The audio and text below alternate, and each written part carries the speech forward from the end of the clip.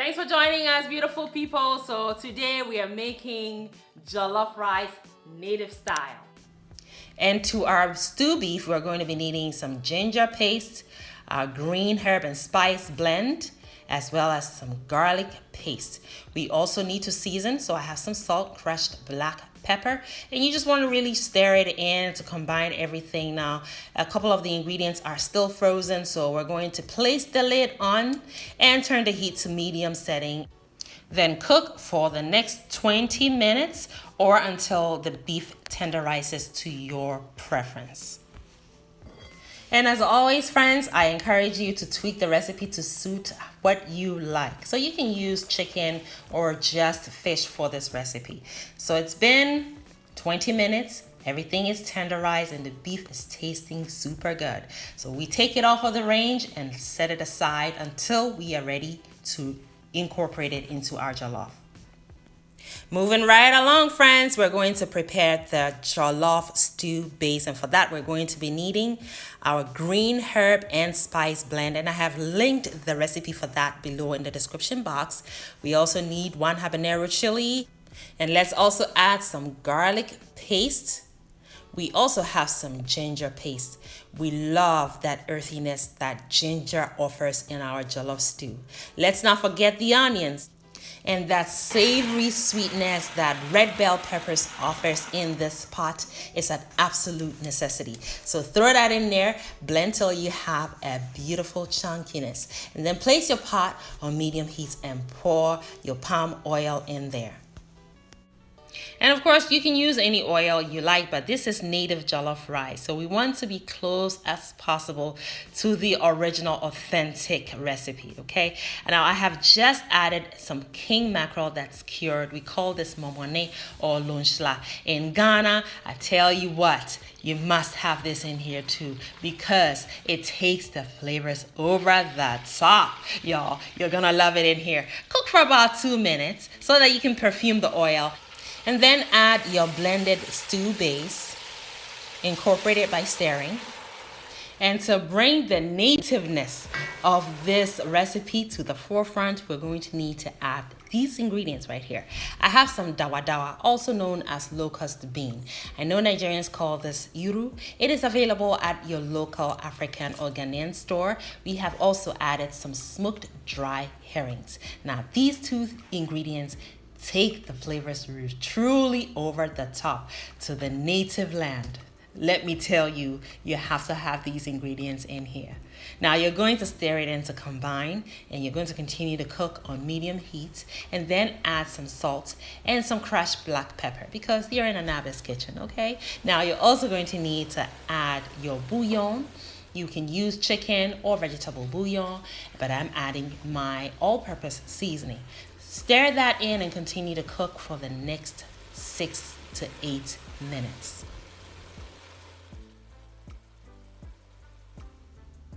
Now, jollof stew requires frying because it makes the stew taste better, which ultimately means that your jollof is going to be absolutely delicious. So you want to fry the stew so that the moisture in it fries out at least 50%. What I have done is introduced some shrimp in it. So as you can see, this is a surf and turf approach. So again, like I said, you can use any protein you like. Now, these shrimp have been deveined, shells removed, and I have placed them in there for just 3 minutes, all right? And I just wanted them to take on the flavors of the stew. So I've gone back and retrieved them because we all know that overcooked shrimp become rubbery and not so palatable. So I have removed those and set them aside. We will reincorporate them later. And now the beef we cooked in the beginning have also been added to the stew. And I have rinsed the pot I cooked the beef in with a little bit of water and added it as well. I used about half a cup of water. And that means that the exchanging of flavors will continue At this moment, the stew has cooked down a further 10 minutes. The flavors are now married, okay? And it just tastes so good, friends. I hope you were able to get your hands on all these ingredients, especially the authentic ones from the African store or Amazon.com. Now, I also have some hard-boiled eggs. I really wanted to take this over the top. So I added these hard-boiled eggs because the white part really do a good job of absorbing flavors. You can put hard-boiled eggs in anything and it will take on the flavor of whatever it is you immersed it in, and that's what I was going for. I cover it and let it cook a further 3 minutes, and that's about all it takes for that absorption to occur. I go back and retrieve the eggs as well and set them aside with the shrimps. Wash my jasmine rice, which is preferable for this recipe, but you can use your basmati as well. Any long grain rice will work. Wash it well until the water runs clear so that you know you have eliminated all the lingering starches, and add it to the stew, and then also add some water. This stew is so flavorful that I did not need to use all those broth I have in excess, and I do have a lot of broth in my freezer that I cannot wait to use to make for freezer space. I went on that spree of making broths, and I'm telling you, my freezer is overloaded with broth. So anyway, I have added the water and I covered the pot to let it cook for further 7 minutes, 7 to 8 minutes, and the water now has become absorbed, but the rice still has some crunchy areas, so it's not completely cooked through. The last thing you want is to eat rice that's crunchy. So now we need the steam to cook the rice through so it's tender and yet fluffy. And here is how I chose to do it today. As you can see before your own eyes, today we're using banana leaves. Another layer of authenticity.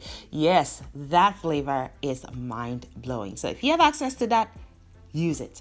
I picked this up from an Oriental store. It actually comes frozen, so it's just perfect. Of course, you want to wash it first and lay them on there. And then once they go on, you cover the pot with its lid and let it cook now on the lowest heat setting for the next 20 to 25 minutes. And now look at it. Perfectly fluffy. We have just a few more ingredients to add, and this is going to just now boost the nutritional factor of this dish. And here they are. I have some kale, and I also have some onions and red bell peppers. Not only nutrition, but also color and crunch. Why not go all the way? Now look at this pot. Don't you want to dig in? It's very inviting. And also, very shortly here, we're going to add our hard-boiled eggs and our shrimps. Now, these are all already cooked. So, dinner or lunch is served. Now, if you want to have this for breakfast too, hey, I ain't mad at you. I ain't mad at you at all. Look at that. Now, let me tell you, this was really, really tasty. It was very delicious. My children could not have enough.